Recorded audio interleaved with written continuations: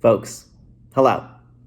These glasses, you can literally see the door to my patio in them. That's how big they are, and that shows you how terrible my eyesight is. Anyway, I keep looking over here. You're not here. You're here. Hello. Today's vlog is, I wanted to give you a behind the scenes of what goes into like a virtual keynote. Now, for those of you that might be new, obviously we would love for you to stick around and like and subscribe and all the things. But if you're new, my profession, my sort of day job, is a motivational speaker. So before the pandemic, I was traveling roughly about 200 days out of the year, and I was speaking at conferences and at schools and corporations and, sometimes events of tens of thousands of people. It just depended, and I loved it. And there is something to be said about being able to connect live with an audience. However, it's a pandemic, and it's important to keep everyone safe, and I feel really grateful that I've been able to work, not as much as I would like, but I've been able to work a little bit and do keynotes virtually from my kitchen. I definitely don't miss the travel. Like, it's been really nice to be able to, roll out of bed, get dressed, and then do the keynote here at home.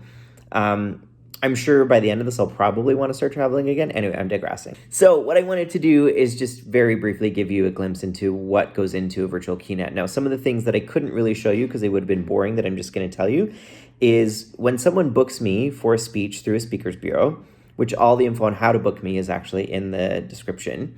We usually have an initial phone call with the client to get a sense of what they're looking for, what speech they would like me to do, because I have 3 separate speeches. I have one that's reserved for youth. I've got a main corporate speech, which is like lessons that I've learned throughout my life that I can apply to any business, really. And then I have a new speech, which is leveraging talent with folks with disabilities.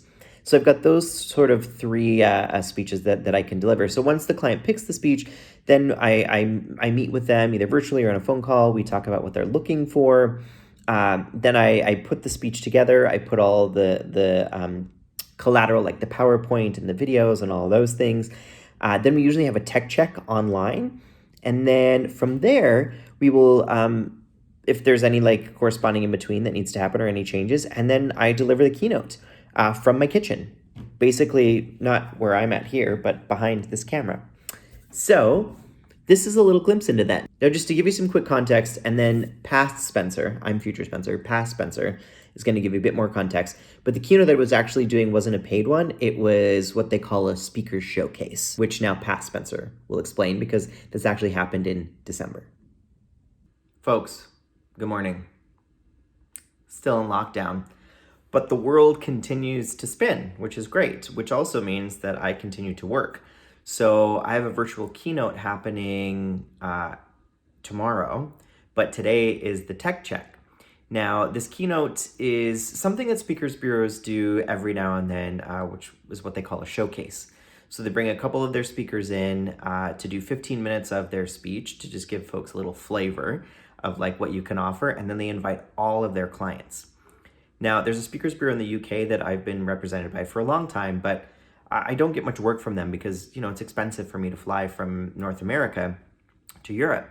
But now that things are virtual, I'm an option. So I have a showcase tomorrow. So today's the tech check. So I'm going to set up. So cue the montage.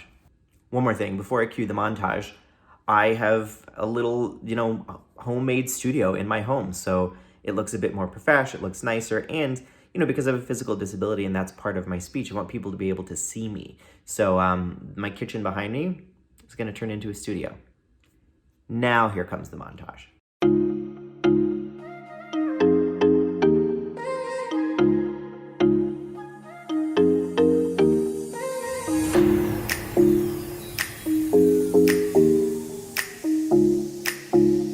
Okay, she's lit.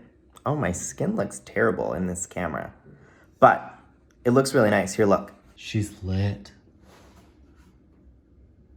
There I am. There I am. That's what the people see. Oh, there you go. That's what the people see. We're all set. The tech check is done. I couldn't bring you along with me because it's not professional, but this is what they saw. What they can't see. Little shelf, light. Okay. See you tomorrow for the keynote. stages of fast jet training. I was at Orange Valley in Anglesey. Showcase Where Prince William is based, but sadly we never overlapped. Otherwise, I do believe the royal wedding could have been very different. I was 3 trips away from graduating. Just finished my showcase. The thing that's a bit odd right now about like doing virtual keynotes is that you don't really get audience feedback. So I'm just like laughing at my own jokes. I think I'm funny. I hope other people do. Today was a little bit different though. I did get to see some of the other speakers and I saw them laugh, which definitely helped. It definitely does change the energy a little bit, at least for me. I like tend to ham it up a little bit. But that was it. I'm obviously still have the setup here behind me. But like, I kind of want my dining room back. So it's time to tear down. Here we go. Cue the montage.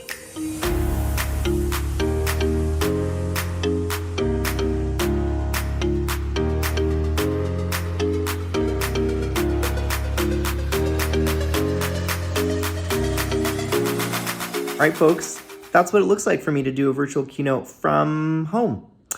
As you might have seen in the update video that I did, I no longer work for We. I'm out on my own working with my friend Marianne, and I'm represented by a whole bunch of other speakers bureaus. So if you're looking for a speaker, I'm available. Pick me. Okay. As always, your best friend. Call me every 5 minutes. Goodbye.